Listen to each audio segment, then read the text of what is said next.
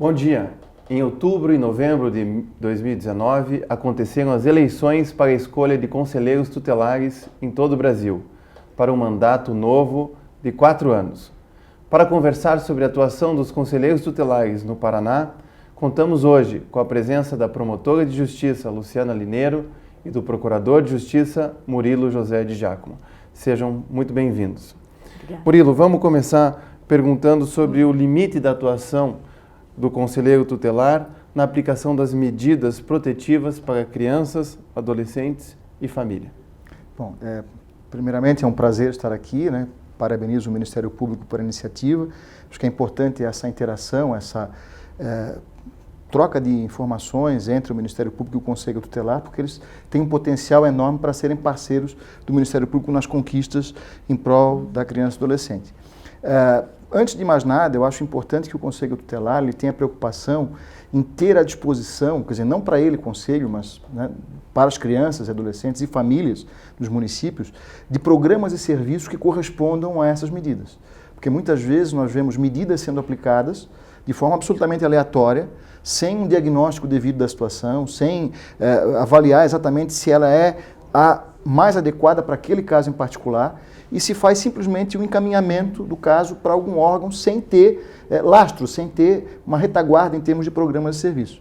Então, talvez uma preocupação primeira do Conselho Tutelar seja ter à disposição, dentro da estrutura do município, de programas correspondentes a essas medidas. Quais são elas? Começando lá, o 18B do Estatuto, que prevê medidas para aqueles que praticam violência contra a criança, não só pais ou responsável. O artigo 101, que tem lá medidas de proteção à criança. Que são as mais clássicas, que são as clássicas, né? O 129, aos pais ou responsável. Também tem o 112, que são socioeducativas, aí é para mais no sistema de justiça.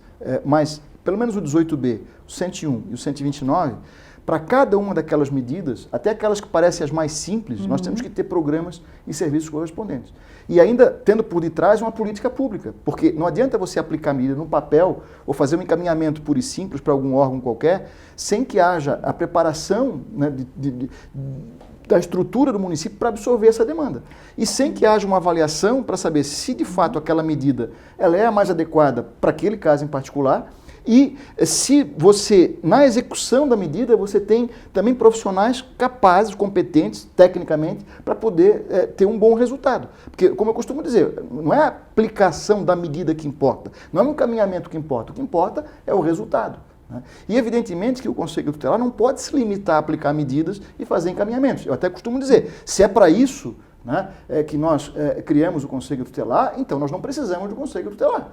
Aplicar medida e fazer encaminhamento, por si só, não quer dizer absolutamente nada. É importante, eu acho, Murilo, que quem vai assumir que se intere junto com a gestão do município quais são efetivamente os programas e serviços que o município dispõe, trabalhe essa questão do alinhamento dos fluxos, né? Porque cada município às vezes tem as suas peculiaridades, faça o contato pessoal com a pessoa de referência em cada serviço para ver como é que se dá o encaminhamento, possa também trabalhar nesse viés de aprimorar esses fluxos, esses serviços que existem, os que não existem, mapear. Porque uma atribuição do Conselho Tutelar, que muitas vezes não é exercida, é a fiscalização dos programas e serviços.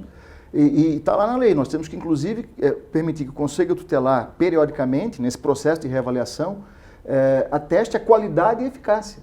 Porque não só não adianta você aplicar medidas sem ter o programa, como também não adianta ter um programa que não corresponde, né, às necessidades, quer dizer, que não atende ao público, que não atende, né, a quem se destina.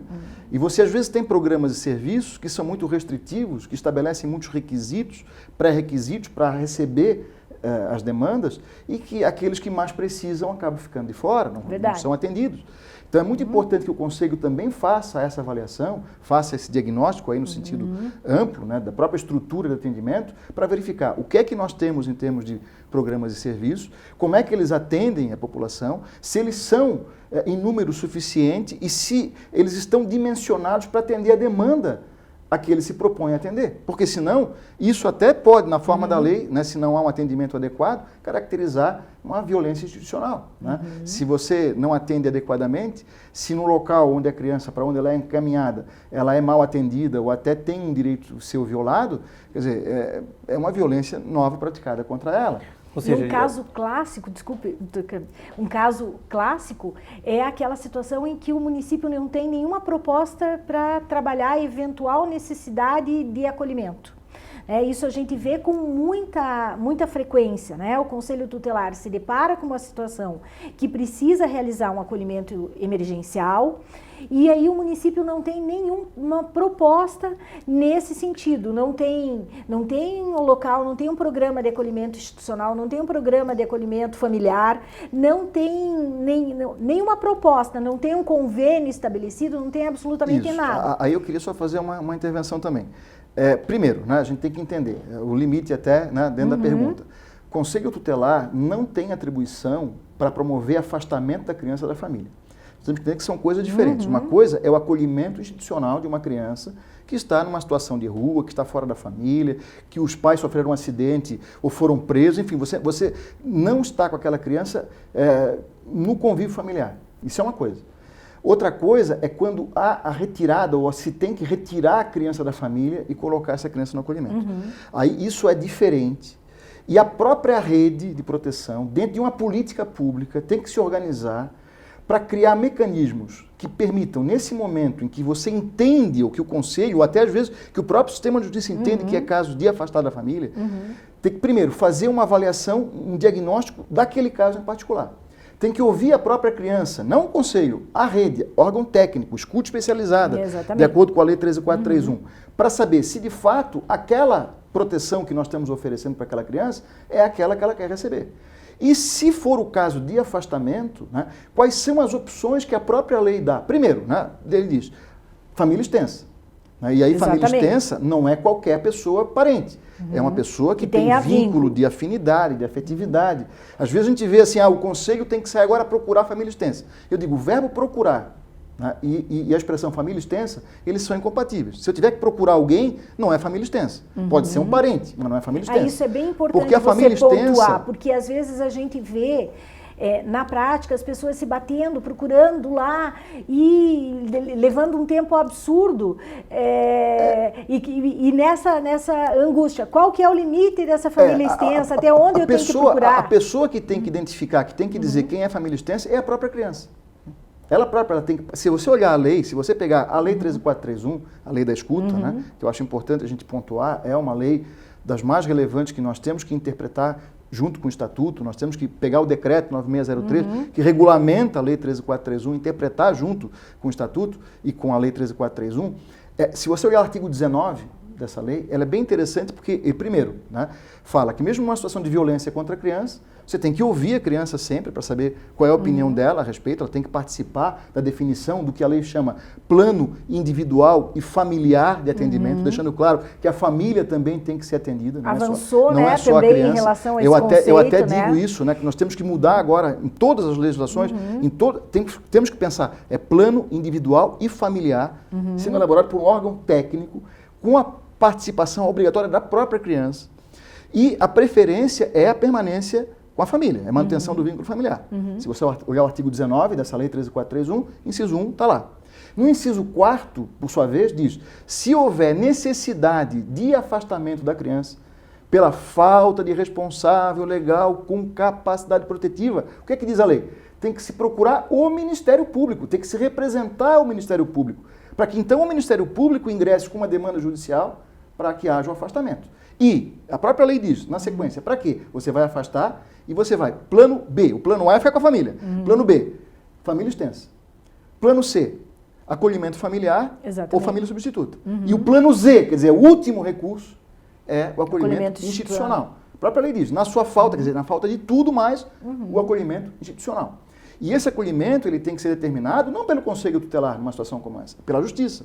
Então, cabe ao Conselho Tutelar, a partir de uma interlocução permanente que tem que ter com o Ministério Público, a própria rede tem que ter essa interlocução, é quando houver necessidade, acionar o Ministério Público. Porque também se você pegar o Estatuto, no artigo 136, parágrafo único, né, 136, parágrafo único, está lá, que se o Conselho, o colegiado, não é o conselheiro de plantão, é o colegiado, o Conselho temos que entender que é um colegiado, entender que é caso de afastar a criança da família, também deve comunicar o fato imediatamente ao Ministério Público, para que nós, então, avaliando aquela situação e, evidentemente, tendo elementos, porque a gente também não vai fazer só porque o Conselho encaminhou, porque a rede encaminhou, o promotor tem que ter essa avaliação, tem que ter elementos, até elementos tem que ter de prova, meios, né? Então, até eu digo sempre, né? Não é simplesmente uma comunicação com um ofício vago, não. É uma, a própria lei fala, representação, quer dizer, é uma provocação com dados, com fundamentos para que o promotor possa ingressar com uma demanda judicial responsável, né? Até porque o afastamento da família é exceção, não pode ser a regra e não há matemática, né? Ah, praticou tal ato, vou afastar. Não, tem que ter elementos suficientes, até porque se alguém tiver que ser afastado, a princípio esse alguém, né? Se no caso de violência, é o agressor. Da mesma forma, tem que ser afastado pela justiça, não é pelo Conselho Tutelar. Mas, enfim, o que eu quero deixar claro, o Conselho Tutelar não tem atribuição para afastar da família, né? Tem que, nesse caso, comunicar ao Ministério Público, com apoio da rede, que vai fornecer subsídios. Agora, se for o caso de acolher, pelo fato de a criança não estar no convívio familiar, aí sim, como a Luciana falou, nós temos que ter uma política própria, porque quem vai dizer aonde vai haver o acolhimento, como que se fará, até o próprio deslocamento da criança, como se dará o atendimento dela antes, durante e depois do acolhimento, não é o Conselho Tutelar e também não somos nós, o Ministério Público. É a política, é dentro do município, você tem que ter esse planejamento, você tem que ter o fluxo, o protocolo, para poder receber essa criança bem. Plano municipal, né, de convivência familiar e comunitária. Para poder contemplar essa criança na sua expectativa. Porque às vezes você tira da família e coloca no acolhimento, você pratica uma violência maior contra ela do que a que ela sofreu originalmente. Especialmente se for feito isso de uma forma assodada, precipitada. E eu digo sempre, em matéria de infância, nós temos que agir com rapidez. Mas nós não temos carta branca para agir com precipitação, com assodamento, de forma irresponsável. Nós temos que agir com responsabilidade. E para isso, nós temos que ter à disposição, não é o Conselho que tem que ter, ou o Ministério Público, é a sociedade. Nós temos que ter à disposição o quê? Estrutura, até para fazer o básico, né? Aquilo que é o inicial. Receber essa criança, para poder entender, né?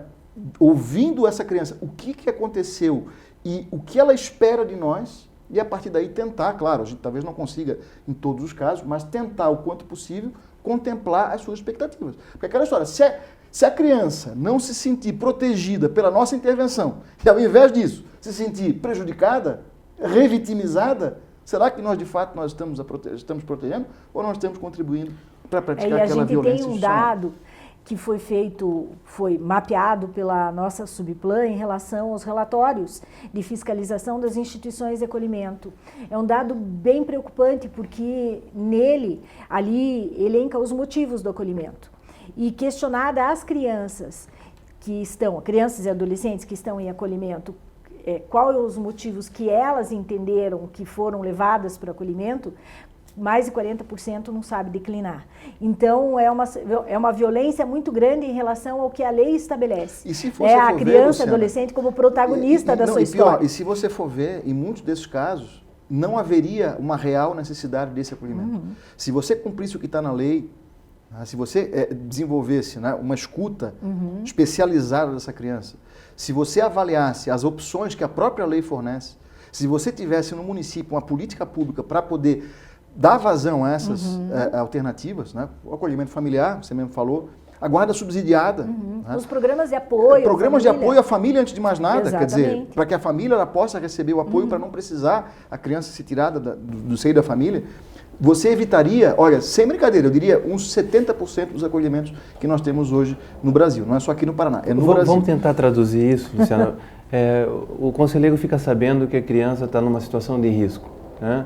Vamos imaginar que uma violência doméstica ou até uma questão mais grave, uma violência sexual. Como é que o conselheiro tem que proceder? Bom, primeiro ele precisa ir verificar essa situação. A gente sempre diz que o conselheiro tutelar, como ele está no seio da comunidade, ele está lá. É importante que ele vá, que ele verifique essa situação, porque muitas vezes o que chega para ele também chega de uma forma meio truncada.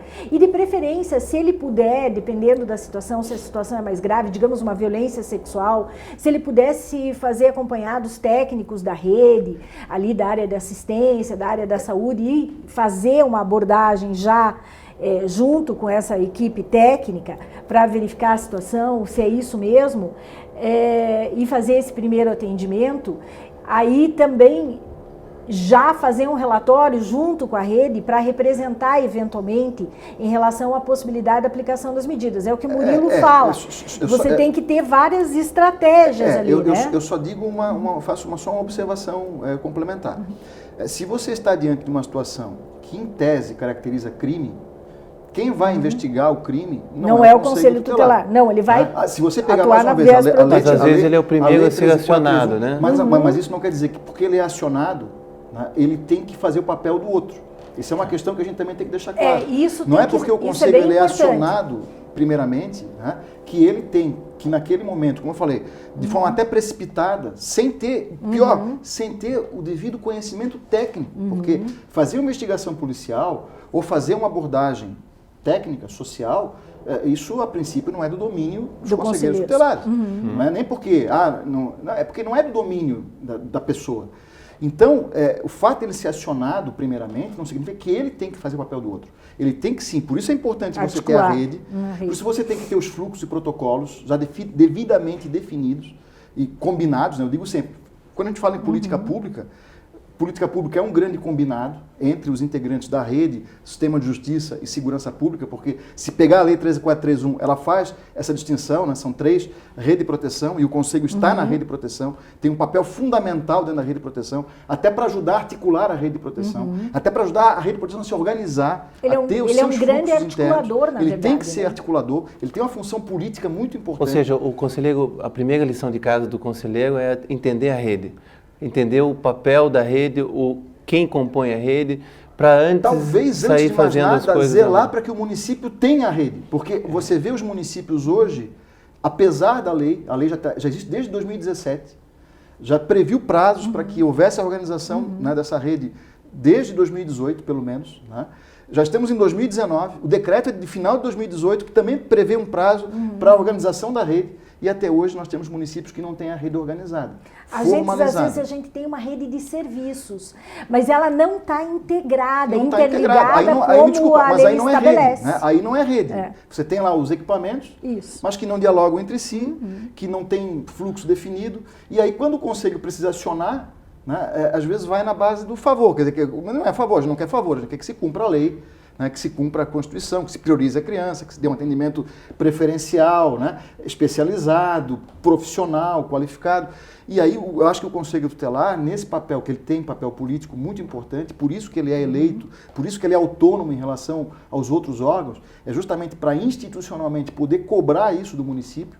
Né? E aí eu costumo dizer, o Conselho Tutelar ele tem que ter uma agenda institucional definida, né? Que não é um MP que vai pautar isso para o Conselho, não é, né, o Judiciário, não é ninguém, é o próprio Conselho. Ele tem que ter uma agenda institucional que ele vai estabelecer metas e prioridades. E dentre essas metas e prioridades, talvez a primeira delas seja justamente isso, organizar a rede de proteção ou estabelecer com a rede de proteção, se ela já existe, uma interação, uma relação de proximidade para poder estar sempre, não é utilizando a rede, porque dá a impressão que vai usar, não é usar, é interagir com a rede para que a rede possa ser acionada, por exemplo, no momento em que você tem uma denúncia como essa, né, de que há algum tipo de violação, para que a rede ela possa intervir. Não é o conselho que vai lá bater na porta, perguntar para a criança de qualquer jeito se está acontecendo ou não está acontecendo aquele fato. Porque a abordagem que tem que ser feita, a própria abordagem tem que ser planejada. E intersetorial. Se não houver um planejamento da abordagem e o conselho fizer o papel da polícia, ou quiser fazer o papel da polícia, você vai às vezes, né, espantar, né, o violador, você vai talvez comprometer a própria apuração do fato. Porque, evidentemente, dependendo como você vai lá e pergunta para a criança o que está acontecendo, se você não tiver a técnica adequada e dependendo em que situações, em que circunstâncias você faz isso, você não vai extrair coisa alguma. Aliás, esse é um aspecto muito interessante, né, Luciana? Você tem trabalhado tanto nessa oitiva especializada, o cuidado que nós temos que ter para retirar da criança, às vezes, um fato grave. Qual é a orientação para isso? O como fazer é o mais complicado. É o nosso desafio. Sim. E o como fazer não está na lei. O como fazer, na verdade, eu particularmente não sei. Né? Aliás, a lei reconhece que nós, sistema de justiça, não somos mais indicados para isso, tanto que a lei exige, no caso... Ou seja, isso exige uma capacitação do conselheiro e às vezes nem é o conselheiro que tem que fazer. Não, Exato. preferencialmente alguém que passou por uma capacitação específica dentro da rede de proteção, que é o que a lei fala. E uma capacitação que, na verdade, tem que ser para todos, não só para saber o que fazer e o como fazer, mas o que não fazer. Porque, às como vezes, atender, né, Murilo? Porque o atender também ele tem uma dimensão gigantesca. Né? O atendimento ele tem uma dimensão gigantesca. Só que é aquela história. Às vezes a gente confunde. Porque um é acionado em primeiro lugar, dá a impressão que ele automaticamente tem que fazer a apuração até da parte criminal. Não é assim. A lei, se pegar a 13431, ela deixa bem claro. A parte da apuração cabe, no caso, uma suspeita de crime, é a polícia judiciária. Evidentemente que a polícia judiciária ela vai ter que agir também de forma integrada com a rede, porque, por exemplo, também não se quer que o delegado faça, né, colhe o depoimento ou ele faça a escuta.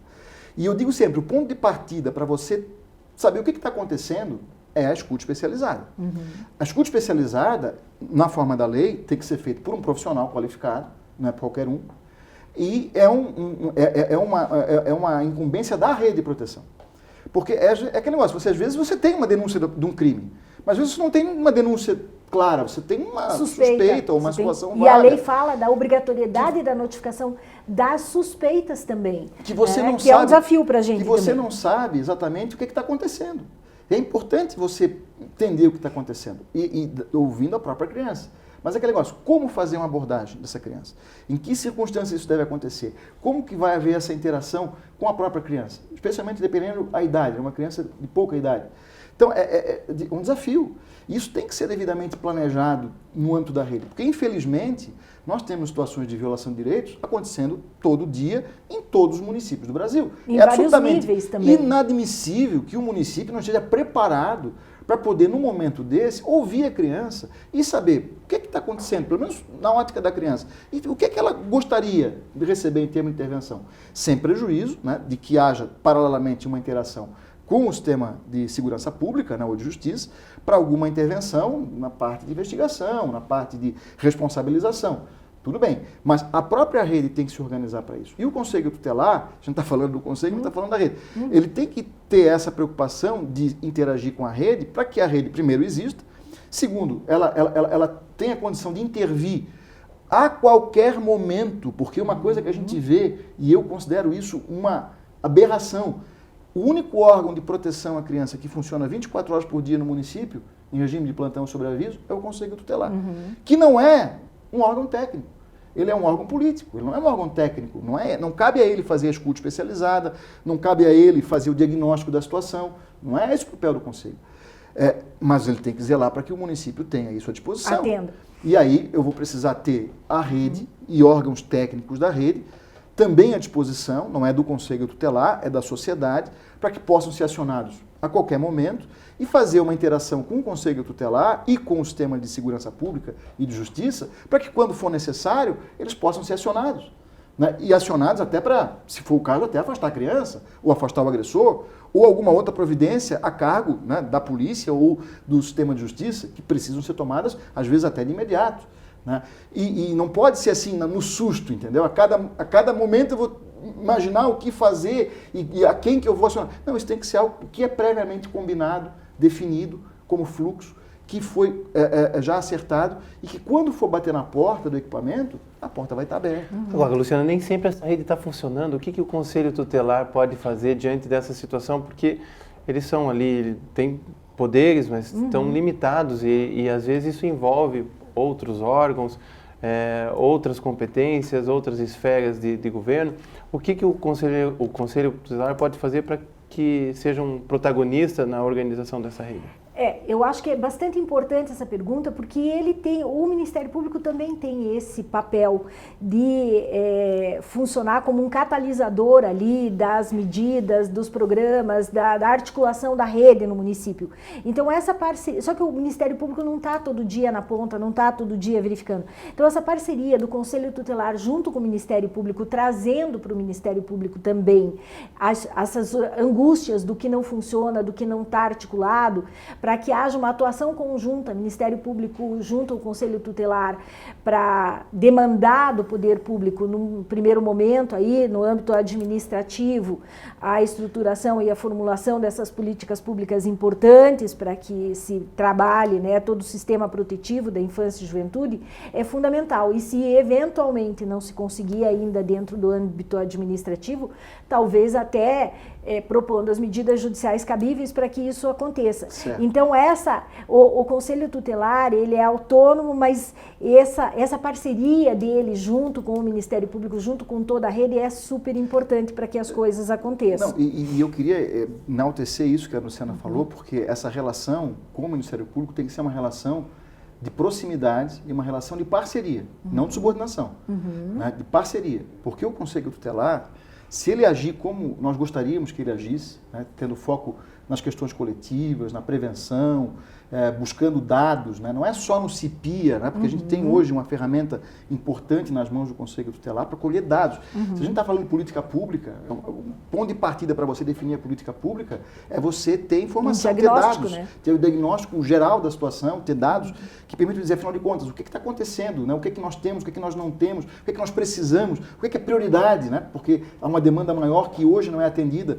E o Conselho Tutelar, ele tem um potencial para colher essas informações e, a partir de uma interação com o Ministério Público, fornecer e definir uma estratégia de atuação conjunta com o Ministério Público gigantesca. Né? Uma interação que tem que ser feita também, que é fundamental, é com o CMDCA. E não só com o CMDCA. Porque a gente lembra, às vezes, do CMDCA, esclarece que o município tem um conselho da assistência social, tem um conselho da educação, tem um conselho de segurança pública, da pessoa com deficiência. Enfim, você tem outros conselhos que deliberam políticas públicas e que também precisam ser visitados, pautados pelo Conselho Tutelar. Porque o Conselho Tutelar, como você mesmo disse, tem que ser protagonista, ele tem que ser proativo, ele tem que ser aquele órgão que vai levar as demandas aos órgãos que têm competência para solucioná-las. Por isso, repito, que ele é autônomo. Ele é autônomo não é para não dar satisfação para ninguém. E chama atenção, a autonomia é do colegiado, não é do conselheiro. O conselheiro não tem autonomia nenhuma. Ele, pessoa. Inclusive, ele tem que ser fiel à agenda institucional que o Conselho estabeleceu. Essa atuação colegiada, acho que é importante se pautar, Murilo, porque a gente vê com muita dificuldade a maioria dos conselhos, principalmente os conselhos de cidades menores, terem esse trabalho de colegiado forte e habitual, né? Essa reunião de colegiado, as decisões do colegiado, você raramente verifica isso na prática. O conselho, ele não pode ser um ajuntamento de pessoas, lá 5 sujeitos, cada um fazendo o que quer do seu jeito, senão isso vira bagunça. Se cada um puxar para um lado, ninguém vai para lugar nenhum. Por isso que eu falei, o Conselho ele tem que, enquanto colegiado, definir uma agenda institucional, estabelecer metas. E eu digo, tem que ter na pauta dele as reuniões de colegiado ordinárias. Sim, né? É fundamental, né? Semanalmente pelo menos. Exatamente. E aí o número de reuniões vai depender da demanda, né, que o Conselho tem. Ele vai ter que se reunir para discutir não só questões individuais, mas especialmente, né, essas metas e estratégias de ação no plano coletivo. Né? E é fundamental que o Conselho Tutelar tenha clareza. Aqui veio o Conselho e assuma o compromisso, eu digo, começo do mandato agora, né? O Conselho ele tem que assumir o compromisso de entregar no final do mandato um município melhor do que ele recebeu em termos de estrutura de atendimento à criança e adolescente. Ele tem esse compromisso. Para isso que o Conselho é eleito. Não é para administrar prejuízo, tentar pagar incêndio com conta-gota. É para melhorar as condições de atendimento. Isso é que é fundamental. E aí o que é importante afinal de contas, o que é que nós, Conselho, o que é que o colegiado vai fazer para mudar esse quadro? Tendo conhecimento da realidade, eventualmente pegando até já informações com o Conselho que está saindo, o Conselho que saiu, dados que já foram colhidos, mas independentemente do que já foi colhido, o que está ali, às vezes o que está colhido é um retrato muito pequeno. Por exemplo, o CIPIA, eu falei, é uma ferramenta importante. É importante nós ressaltar. Nós temos que usar o CIPIA, Isso. nós temos que alimentar o CIPIA, o Conselho tem que alimentar o CIPIA, porque isso é muito importante para conhecer a realidade do município, só que o CIPIA vai dar um retrato, talvez a ponta do iceberg dos problemas que nós temos no município. Mas ele também ele serve como ferramenta de continuidade desse atendimento. Claro. Mas é importante que o Conselho vá além do CIPIA. Porque uma coisa que tem que haver é a preocupação do Conselho em sair às ruas. ir até a comunidade. Não é por acaso que ele é eleito também para isso, para estabelecer a ponte entre a comunidade e o poder público. Ele foi eleito para ser um representante da né? comunidade. Ele tem que estar lá na comunidade. Ele tem que estar lá ouvindo a comunidade. Eu até tenho sugerido, aqui em Curitiba até fazem isso, audiências públicas. O Conselho promover audiência pública. Eventualmente com a colaboração e com a participação do Ministério Público. Né? Talvez para questões de maior impacto que o município possui na área da infância. Porque é importante uma interação entre o MP e o Conselho Tutelar, como já foi dito. Outras ações que a gente vê que é bem importante nessa participação dele nas questões comunitárias é a participação nas reuniões de escola, né? Nas reuniões junto com a comunidade escolar, que a gente vê às vezes um não entendimento de como isso sendo função do conselheiro tutelar. Sendo porta-voz de eventuais reclamos que a comunidade tem em relação àquela situação. Então, por exemplo, você tem um déficit, né, de vagas, né, nas escolas, ou você tem problemas com evasão escolar, você tem problemas de drogas, né, no entorno das escolas, você tem, enfim, o Conselho Tutelar, a partir de reuniões, que aí tem que ser agendadas, tem que ser planejadas, né? Eu costumo dizer, eu sou da área, né? Eu fui militar no passado, né? Eu lembro que na época que eu era militar, nós tínhamos lá, né, semanalmente um quadro, né, chamado QTS, né, quadro de tarefas semanais. Você tinha já planejado para aquela semana as tarefas que você ia desempenhar ao longo da semana e já com atribuições para cada unidade, para cada pessoa, no caso, para cada conselheiro. Claro que isso você não vai fazer só semana por semana, tem que ser mês a mês, o ano inteiro, mas você tem que ter esse planejamento institucional, porque senão cada um vai se perder na enormidade de coisas que tem por fazer nas demandas, e não vai dar conta do recado. Então tem que ter um planejamento institucional e quem vai dizer isso é o próprio conselho, para que eles se organizem e que possam, né, fazer assim a mágica, né, e quase que uma mágica de você, sem abandonar os casos individuais que o conselho vai ter que atender de uma forma ou de outra, focar nas questões coletivas, focar na prevenção. Nós falamos vários assuntos, né? Falamos, Luciana, sobre o planejamento estratégico que tem que ter o Conselho Tutelar, falamos da atuação em rede, que é importante, falamos um pouco do acolhimento, mas não falamos nada ainda sobre os atos infracionais. E às vezes é muito comum que o adolescente é levado para a delegacia. E, diante dessa situação de atos infracionais ou dessa situação específica de adolescentes que estão na delegacia, como deve proceder o Conselho Tutelar? A gente tem vivenciado, né, ao longo desses 30 anos, um embate muito grande em relação a essa circunstância, do adolescente apreendido em flagrante de ato infracional e onde a delegacia, na ausência do responsável legal, aciona o Conselho Tutelar para comparecimento. O Estatuto é claro, dizendo que o adolescente tem o direito de indicar, né, o seu responsável legal ou a pessoa da confiança dele para participar desse ato perante a delegacia. Então, e isso não é feito. Por uma questão de comodidade e facilidade, porque se sabe que o Conselho Tutelar faz o plantão, está com o telefone de plantão divulgado para todos os órgãos, se aciona o Conselho Tutelar sem que a autoridade policial tenha esgotado aí os meios de comunicar a família do adolescente, que é um direito dele estar assistido pela sua família, ou então a pessoa por ele indicada como uma pessoa de confiança dele. Lembrando, Luciana, uma coisa, né? É crime previsto no Estatuto deixar a autoridade policial, é um crime próprio, inclusive, né, praticado só pelo delegado de polícia, ou quem responde pela delegacia, de comunicar imediatamente a apreensão do adolescente à família ou à pessoa por ele indicada. Também é o juiz, claro, mas a pessoa por ele indicada. Quer dizer, é crime previsto, artigo 231 do Estatuto. E muitas vezes a gente não se dá conta disso. E a comunicação, ela tem que ser feita. Por quê? Porque os pais ou responsável, eles têm o dever de participar na forma da lei, não é nem do Estatuto, é da lei do SINASE, está lá no artigo 52, se eu não me engano, da lei do SINASE, quando fala do plano individual de atendimento, eles têm o dever de participar desse processo ressocializador, que começa já no ato da apreensão e da lavratura do boletim de ocorrência ou da apreensão em flagrante, nesse momento começa, e eles devem receber o adolescente das mãos do delegado, por quê? Aí é 174 do Estatuto, para apresentar o adolescente ao Ministério Público, ou, né, no mesmo dia ou no dia último imediato.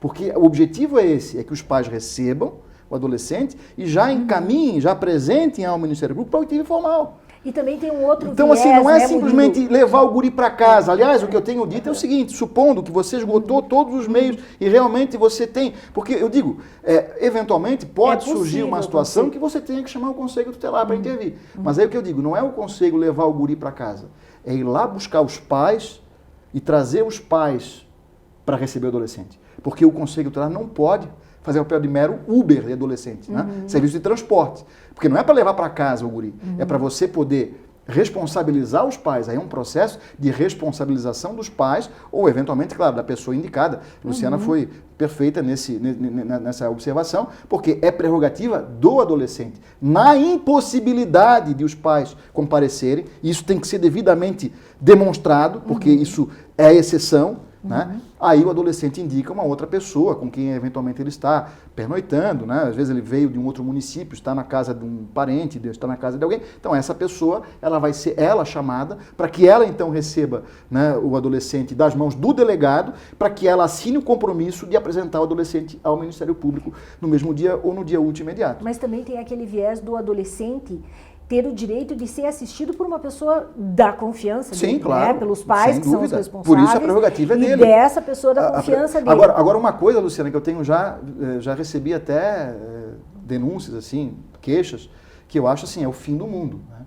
O delegado, às vezes, não tem nem a preocupação de certificar que o sujeito é quem diz que é, se de fato é adolescente, e de fato mora onde diz que mora. Porque hoje em dia você bate lá o Google no computador, você sabe se ele está falando a verdade ou não. E se eventualmente os pais não estão presentes ou não podem ser contatados, ele tem, às vezes, o telefone de um vizinho, ele tem um telefone de alguém próximo, que pode então ser acionado para chamar os pais. Então bate na porta lá, chama, vê se está presente, não está. É quem diz que é, porque já aconteceu situações em que o conselho foi chamado, né, para levar o adolescente, e no meio do caminho o conselho estava levando o guri para casa, o guri chegou e disse, olha, estou indo embora, estou saindo porque eu não sou fulano que disse que era, não sou adolescente, e foi embora. E, aliás, é o que eu digo sempre, se não for feito um trabalho de convencimento dele, né, adolescente, né, de que, né, nós estamos ali para ajudá-lo, né, o conselho está ali para ajudá-lo, se ele quiser ir embora da porta da delegacia, ele vai embora. Se o carro do conselho parou na sinal dele, ele abrir a porta e quiser ir embora, ele vai embora, ele está liberado. Não, o conselho tutelar se não é... Se o adolescente chegar na delegacia, se o adolescente chegar e disser para o delegado, o senhor me liberou? Tchau, delegado, estou indo embora, sozinho. Está liberado, ele vai embora sozinho. Tá? Então, assim, o que a gente tem que entender é que não é simplesmente, nós não estamos aqui querendo apenas formalmente que alguém venha e leve o guri para casa. Porque não é só toma que o filho é teu, não é uma questão meramente formal. E às vezes você vê certas preocupações de só se livrar do problema. E a questão não pode ser, a preocupação não pode ser se livrar do problema, tem que ser resolver o problema. E aí entra na própria questão da liberação aos pais, ou a liberação para quem quer que seja, mais uma vez, a política, né? Você tem que ter uma política socioeducativa, para que nós possamos entender, afinal de contas, o que levou esse adolescente a praticar o antifracional. E a partir daí, a própria rede pode desencadear ações de cunho protetivo junto ao adolescente e junto à família, independentemente de apuração do ato infracional, independentemente de aplicação de medidas socioeducativas, porque a proteção ela não pode ser condicionada nem à intervenção judicial e nem à aplicação de qualquer medida. Então, se houver alguma necessidade, o guri está fora da escola, usa droga, a família é omissa, enfim, qualquer outra situação que você vê que coloca esse adolescente numa situação de risco, entre aspas, né, você já tem que intervir. E não porque o conselho aplicou medida, mas a própria rede ela tem que ter, né, essa preocupação, entender o que aconteceu, o que levou o guri à prática do infracional e a partir daí já realizar, dentro daquele, né, preocupação de elaborar um plano individual e familiar de atendimento, né, você já tem que ter essa preocupação de envolver a família. Outra coisa, Murilo, que eu acho que a gente precisa ter também uma atenção, que também os agentes de segurança pública precisam estar capacitados. Muitas vezes a gente vê no flagrante de ato infracional, o transporte do adolescente pela guarda municipal ou pela polícia militar, e os pais estão presentes, eles não colocam na viatura. Eles só levam o adolescente. E a família fica ali sem ter meios de se deslocar até a delegacia responsável ali do adolescente ou especializada que vai fazer aí a lavratura do auto de apreensão em flagrante. Duas violações de direito, isso, né? É um absurdo, mas isso acontece. Isso quando não coloca no camburão, né? Que não pode também. Agora, esse tema é muito importante, né? Da formação continuada dos conselheiros. Né? Agora, como é que se faz isso, Luciana? Quem que paga isso? A gente pode fechar o Conselho Tutelar para capacitar os conselheiros? Como é que funciona isso? Na verdade, o Estatuto é claro dizendo que o município é responsável pela capacitação do Conselho e capacitação continuada do Conselho Tutelar. A ideia é que sejam agentes políticos indicados pela comunidade como pessoas referenciadas por essa comunidade, da confiança dela, e que não necessariamente têm a condição e a capacidade para o exercício ali de muitas funções. Por isso a capacitação continuada ela está presente, né? A lei prevê essa capacitação continuada. E o primeiro responsável por fornecer essa capacitação continuada é o município, porque a nossa política é municipal, né? O Estatuto trabalha nesse viés da política municipalizada. Mas aí é o município, mas também é de interesse de todos nós, que haja uma capacitação continuada dos conselheiros tutelares. A gente tem visto outros órgãos que trabalham, as próprias associações de conselheiros e ex-conselheiros tutelares têm feito muita capacitação continuada e isso gera, às vezes, alguma angústia, porque é feito em determinado local. E aí o deslocamento dos conselheiros, como ele é feito, e principalmente quando é feito, assim, digamos, o encontro da Associação de Conselheiros Tutelares, eles fazem encontros anuais sempre, pelo menos, os congressos que eles fazem de conselheiros tutelares, e os municípios encaminham, mas também não podem deixar de ter o conselho funcionando. O ideal é que quanto mais conselheiros possam participar dessa capacitação, melhor. A gente tem aí a condição do suplente assumir as situações de afastamentos, seria essa uma possibilidade, ou se articular de uma forma. Eu tenho visto muito município que tem muita dificuldade, um número pequeno, os 5 conselheiros, não tem condição de mandar todo mundo, então manda pelo menos maior parte, eles voltam e trazem essas informações. E a eleição nacional numa data só favorece esse tipo de... Favorece. A ideia é que você possa fazer...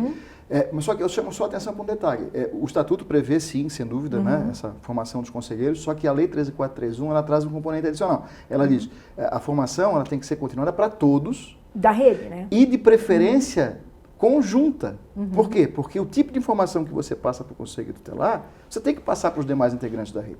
Porque senão você vai acabar, talvez até por desinformação de alguns, ter um desencontro ali de ideias, que por si só não é problema. Eu digo sempre, você pode até divergir nas suas opiniões, mas vai ter uma hora que vão ter que bater o martelo e vão ter que definir a política, vão ter que definir vai ter que ter um fluxo, protocolo, vão ter que definir o protocolo, exatamente. porque isso tem que ser um para todo mundo. E se todo mundo tiver uma formação mínima, tiver um conhecimento mínimo, isso é essencial para que a gente possa, pelo menos, se entender e entender o que não é para fazer. Porque uma coisa que a gente tem que também deixar claro, não é para que tudo quanto é problema envolvendo criança e adolescente passe pelo Conselho Tutelar obrigatoriamente para ser resolvido. Não quer dizer que o Conselho não deva eventualmente intervir ou não deva ser comunicado.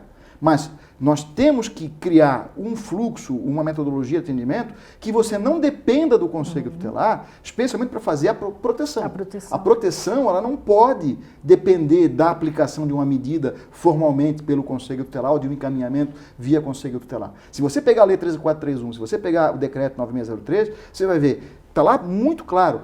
A educação, por exemplo, ela pode acionar diretamente a saúde e a assistência social para realizar o atendimento emergencial, que a criança ou adolescente necessite, no caso de uma situação de violência, eventualmente uma comunicação da criança, o que a lei chama revelação espontânea de violência, que não é a escuta especializada, quer dizer, a criança vai até o professor, procura o professor para denunciar, ou alguém da sua confiança, para relatar uma situação de violência, e aí essa pessoa tem lá no decreto 963 meio que um passo a passo, né, em que ele próprio já pode acionar diretamente, e nós temos que ter os mecanismos de notificação obrigatória, né, a ficha de notificação obrigatória, acionar não só a polícia, mas acionar também a rede de proteção, diretamente a saúde e educação para algum atendimento emergencial, aliás, saúde e assistência social, para um atendimento emergencial que for necessário, e somente depois comunica ao Conselho Tutelar.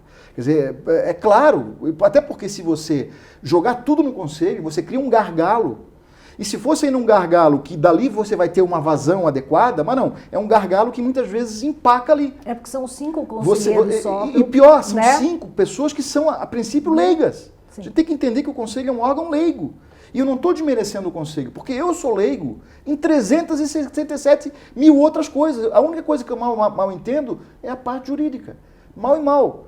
Né? E a lei, ela até pode te dar, em tese, né? Como eu costumo dizer, é como se nós tivéssemos lá, em tese, uma prateleira de medicamentos numa farmácia. Mas saber exatamente qual que é o medicamento, qual que é o remédio mais adequado para aquele caso em particular. E especialmente, qual que é a dose mais adequada e como ministrar esse remédio, que é o grande desafio, isso a lei não nos dá. A lei não nos dá clareza quanto a isso. E aí é importante você fazer o diagnóstico prévio por um órgão técnico. É que nem na área médica. Você não vai receitar um remédio para o paciente sem fazer o diagnóstico. Você tem que fazer o diagnóstico para saber qual que é o remédio mais adequado, qual que é a dose daquele remédio mais adequado, e ainda você tem que, né, saber como ministrar, porque não adianta você entregar uma caixa de medicamento, né, na mão do paciente sem orientá-lo, sem acompanhá-lo, porque ele pode ser que tome tudo uma vez ou não tome nenhum, enfim, é a mesma coisa. Então, essa fala do Murilo remete a uma questão também, Luciano, que eu gostaria que você esclarecesse, porque a violação dos direitos da criança e adolescente pode acontecer a qualquer momento. Sim. E o horário de funcionamento do Conselho Tutelar, né? Parece que é incompatível, como é que funciona? A gente tem tido muita demanda em relação a isso, né? Porque, na verdade, como agentes políticos, eles têm que estar disponíveis, né, o tempo inteiro, porque muitas das violações, e a maioria delas, ocorrem à noite, de madrugada, final de semana, que é o horário em que essas crianças têm maior convivência ali, eventualmente com a família, e muitas das agressões são intrafamiliares. Então é preciso sim que se trabalhe com a questão do plantão, mas paralelamente o conselheiro tutelar, ele é agente político, mas ele é um agente público. Ele precisa necessariamente ter um horário, ele precisa ter um horário de expediente determinado. Né? Não é possível que o conselheiro tutelar também diga assim, olha, eu não vou trabalhar essa semana porque eu atendi, né, no final de semana, 2 casos, então essa semana eu estou de folga. Tá. Você tem que ter também, ele também... Se autoconceder uma folga. Exatamente, você precisa também que haja minimamente as questões do direito administrativo em relação ao agente público ali. Então tem que ter necessariamente o horário de funcionamento. Claro. Né? Mas, Luciano, só me permite, são 2 coisas que eu acho que a gente tem que, sobre esse tema, pontuar. Primeiro, né, como eu disse anteriormente, não é só o Conselho que tem que funcionar em regime de plantão sobre aviso 24 horas por dia, 7 dias por semana. Não pode ser só o Conselho. Sim. Nós temos que ter a rede funcionando dessa forma. Então tem que organizar a rede para que ela esteja à disposição. Não é do Conselho Tutelar, não é do Ministério Público, não é do Judiciário. É do cidadão que precisa. Como você falou, as violações vão acontecer em qualquer momento. E aí nós temos que ter, né, condições de fazer a escuta especializada, o diagnóstico da situação por um órgão técnico, por pessoas que tenham competência técnica para poder fazer esse trabalho. E o Conselho Tutelar não é um órgão técnico. Então isso é uma questão. E o Conselho, como falei, na sua agenda institucional, tem que pautar isso, tem que colocar isso talvez como primeira preocupação, organizar a rede, fazer com que a rede ela funcione 24 horas por dia. Eventualmente, para isso, vai contar com a participação, com o apoio do Ministério Público, que também nos interessa que isso aconteça, né? Porque deixar o Conselho sozinho, fazendo esse trabalho de proteção, é uma irresponsabilidade, chega às beiras da loucura, né? E é fonte de violência institucional praticada pelo Conselho Tutelar, sem querer, evidentemente, né? E por nós que permitimos que se chegue nesse ponto de o Conselho ficar sozinho lá. Então nós temos que ter essa preocupação, né, em ter a rede funcionando 24 horas por dia, 7 dias por semana. Então isso é uma coisa. E outra coisa é a questão desse horário de funcionamento. O que é que diz a lei? A lei, o Estatuto, a lei municipal, ela tem que prever o horário de funcionamento do Conselho Tutelar, que seria o horário que o Conselho está aberto ao público. E, evidentemente, isso não inclui, né, o trabalho em regime de plantão ou sobreaviso. E aí entra o detalhe que muitas leis municipais, de forma, a meu ver, absolutamente equivocada, indevida, estabelece uma jornada de trabalho de 40 horas, ou seja lá quantas horas. Isso é um erro. Como agente político, e o Conselho Tutelar, o conselheiro, ele é agente político, como nós, né, ele não tem jornada de trabalho. E não sou eu que diz isso, é o Estatuto. Se você pegar a lei 12.696, que foi a lei que estabeleceu os direitos sociais para os membros do Conselho Tutelar, estabeleceu férias, 13º, etc, etc, pode ver, a lei estabeleceu vários direitos sociais, porém não estabeleceu a questão da jornada de trabalho e nem horas extras. E esse silêncio da lei, a gente, né, na área do direito, é um silêncio eloquente. Por quê? Porque a lei não quer que o Conselho tenha 40 horas semanais. Porque como agente político, ele tem que estar à disposição da sociedade 24 horas por dia, como nós, Ministério Público, né, o Poder Judiciário, né, enfim, qualquer agente político que tenha essa função. Então, é importante ter isso bem claro. Eu, inclusive, tenho sugerido que as leis municipais que prevêem jornada, elas sejam modificadas nesse aspecto. Não tem que ter jornada, é 24 horas por dia. Aí tem a questão do horário de funcionamento do Conselho, que está aberto à população. Isso é importante, e aí uma organização você colocar, deles, porque muitas vezes o que tem acontecido na prática é que há um equívoco em relação a isso. Né? O Conselho tem que estar aberto à população no horário de expediente X lá. Né? Isso pode estar disciplinado, né, na lei municipal. Na lei municipal vai prever isso. Exatamente. E aí o Conselho vai se organizar internamente para poder estar à disposição na sede do Conselho, mas também estará em campo, como eu falei, o Conselho tem que ter uma atuação itinerante no município. Ele tem que ter organização até para que você possa ter lá o registro das atividades de cada conselheiro, que ele pode não estar na sede do Conselho, mas eu tenho que saber onde é que ele está. Ele está onde? Está na escola dando uma palestra? Está fazendo uma fiscalização numa entidade?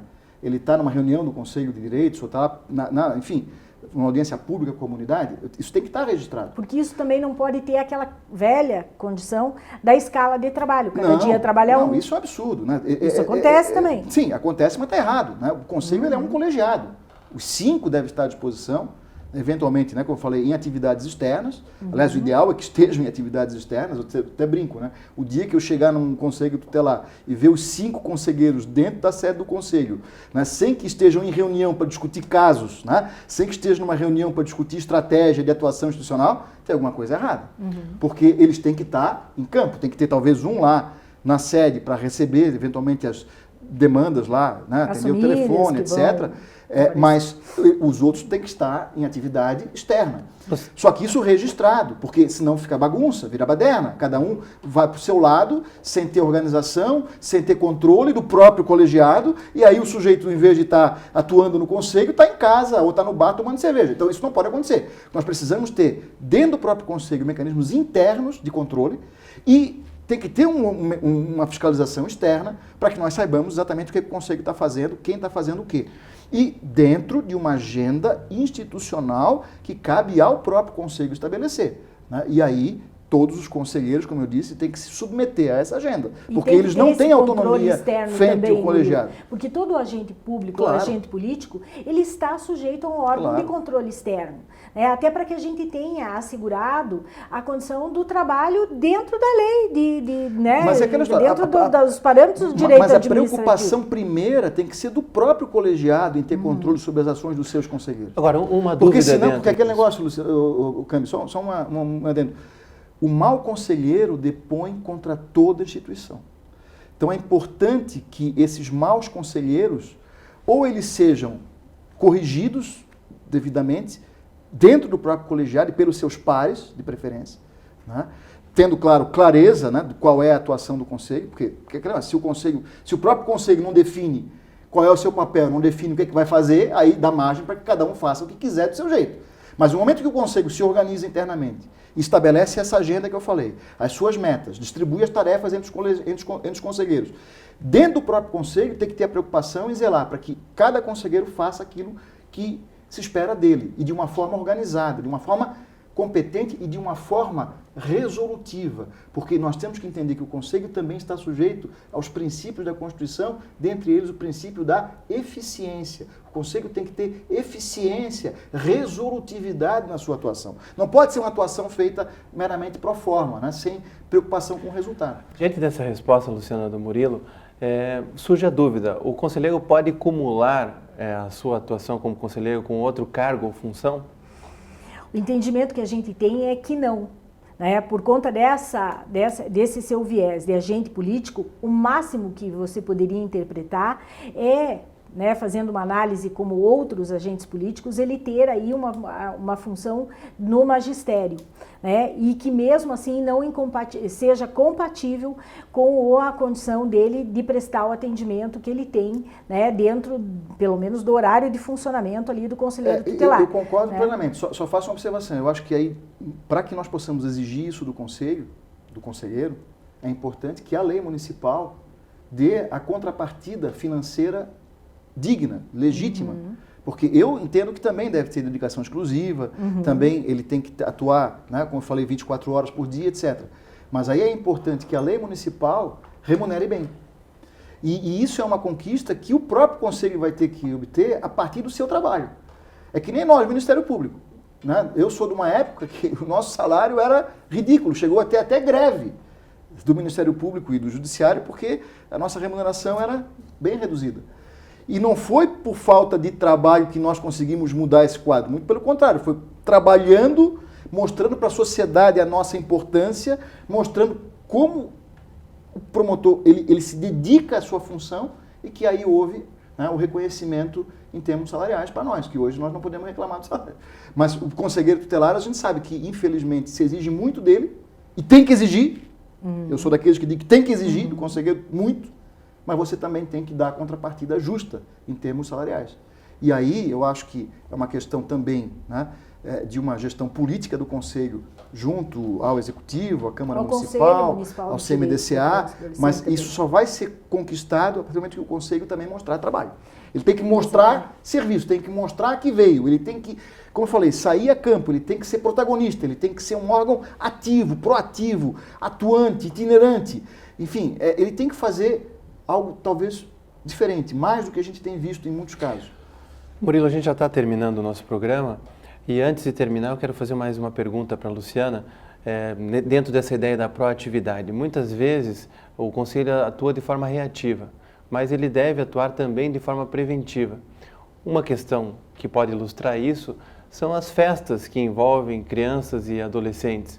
Como deve atuar o Conselho diante desses eventos que podem causar preventivamente, no viés preventivo, algum risco à criança e adolescente? Veja, a gente sempre indica que o Conselho Tutelar ele não é um órgão de fiscalização do juízo da infância e juventude que eventualmente estabelece uma portaria, estabelece um horário de funcionamento e o Conselho Tutelar tem que ficar lá fazendo essa fiscalização para ver se essa portaria efetivamente está sendo cumprida. A ideia não é essa. Mas como órgão de proteção dos direitos da criança e do adolescente, o Conselho Tutelar tem esse viés também de uma maneira articulada junto com os demais órgãos de proteção e de fiscalização, trabalhar no sentido de realizar em conjunto essas fiscalizações, verificar se você não tem eventualmente em bares, criança e adolescente lá que para quem está sendo fornecido indevidamente bebida alcoólica, se eventualmente num evento onde você tem uma faixa etária determinada para que o adolescente possa entrar desacompanhado, não está entrando crianças, adolescentes mais jovens que possam estar se colocando em situação de risco, verificar também se não há essa condição de exploração do trabalho infantil, se muitas vezes você não tem aí uma condição de exploração sexual, ou seja, o Conselho Tutelar ele é importante para trabalhar também essa rede preventiva, essa rede de fiscalização e ser um protagonista nesse sentido, né? De trabalhar junto com os órgãos policiais, junto com os órgãos de defesa de direitos, de fiscalização. Uma coisa que eu digo, né? Não é para o Conselho ir lá bater carteirinha, evidentemente, né? Fazer o controle ficar na porta como se fosse o porteiro. Mas também não dá para dizer que não é preocupação, não é problema, não é atribuição do Conselho. Aliás, uma coisa que eu gostaria de sublinhar aqui, né, para os conselheiros tutelares. Risquem, né, talvez do seu vocabulário, a expressão. Isso não é atribuição do Conselho Tutelar. É uma expressão que ela tem que ser abolida. Porque muito poucas vezes isso vai acontecer, né? Talvez jamais vai acontecer. Né? Porque pode não ser atribuição do Conselho fazer o que os outros querem que o Conselho faça. mas será seguramente atribuição do Conselho tomar alguma providência em relação àquele caso. Ainda que para encaminhar o caso para o órgão competente, ainda que para fazer o que a Luciana falou, né, chamar os outros para participar, quer dizer, o Conselho protagonizar e capitanear uma organização do município para que esteja preparado para enfrentar as situações adversas que podem acontecer, prevenir aquilo que for possível, né? A partir de outras experiências, de outros eventos no passado que já aconteceram, e aí realizar um trabalho, né, de acordo com a pauta que o Conselho vai estabelecer. É o Conselho que vai dizer, então, o que vai fazer, né, e como é que ele vai atuar diante daquele tipo de situação. Até na página do Ministério Público, do Centro de Apoio, nós temos uma orientação para o Carnaval, que está lá publicada historicamente, tradicionalmente, já está há muito tempo lá, e que vale para qualquer tipo de festividade, evento, de evento, de grande evento. E que pode ser usada, né? E lá tem essa preocupação com a prevenção, o Conselho se organizar, se reunir com quem está organizando a festa, chamar os empresários, né, aqueles que vão explorar lá os estabelecimentos para poder, né, conversar e explicar. Eventualmente o próprio Conselho pode pedir que os juízes peçam a portaria em relação àquela questão. Essa interlocução com o juiz da infância é super importante. Porque o Conselho pode, a partir até de dados que já colheu de outros eventos, pode pedir ao juiz que os juízes peçam uma portaria específica para aquele evento que vai se realizar ou para aquele estabelecimento que vai, né, onde vai ter o evento. Até então, subsidiar a decisão judicial. Claro, e mais uma vez, é uma atuação que é protagonista, mas é o Conselho que vai dizer, não é o promotor, o juiz ou o delegado. Aliás, eu acho até ridículo quando nós temos que chamar o Conselho para que o Conselho se envolva com essas questões. Porque era o Conselho que tinha que ir na frente, ele que tinha que ser o protagonista e, eventualmente, ele tinha que provocar a nós para que nós dessemos o respaldo, eventualmente, jurídico ou o respaldo, né, enfim, no caso da polícia, né, de prevenção, de repressão, para que as situações adversas que possam estar acontecendo naquele local. Murilo, nosso tempo está terminando mesmo, mas cabe ainda mais uma última pergunta direcionada àquele líder comunitário que foi eleito agora em outubro, em novembro, e que está com a expectativa de assumir esse mandato e desempenhar bem a sua função.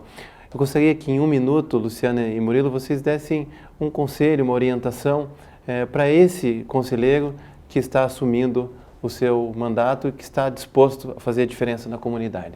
A minha sugestão é que esse agente político, ele chegue ao Conselho Tutelar, ele conheça a rede de proteção dele, ele participe das reuniões de rede que o município esteja fazendo, ou se eventualmente o município não tiver articulado, ele puxe essa questão, ele puxe essa pauta, ele vá às reuniões do Conselho Municipal de Direitos da Criança e do Adolescente, ele verifique quais são as questões mais urgentes, emergentes de violação de direitos.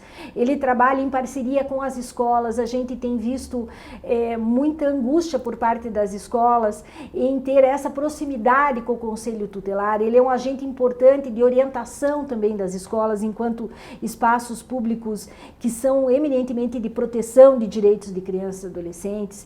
Então, que ele se intere de toda aquela comunidade onde ele vai atuar, faça essas parcerias, estabeleça os contatos, né? Tenha aí, se ainda não tem ainda os protocolos e os fluxos definidos, que isso possa ser articulado, ou seja, que ele se aproprie da função relevante que ele tem enquanto um grande articulador, né, no sistema de garantias de direitos de crianças e adolescentes, que ele possa trabalhar sempre com essa visão, que ele não se afaste da comunidade que elegeu ele, que ele não esqueça que quem legitimou essa função tão relevante dele é aquela comunidade, que ele sempre tenha o ouvido e os olhos voltados para essa comunidade, para que essa função dele efetivamente seja uma função relevante. Ele certamente vai conseguir cumprir com a sua missão se ele não estiver afastado da comunidade dele. Perfeito. Eu acho que a Luciana sintetizou tudo, mas eu diria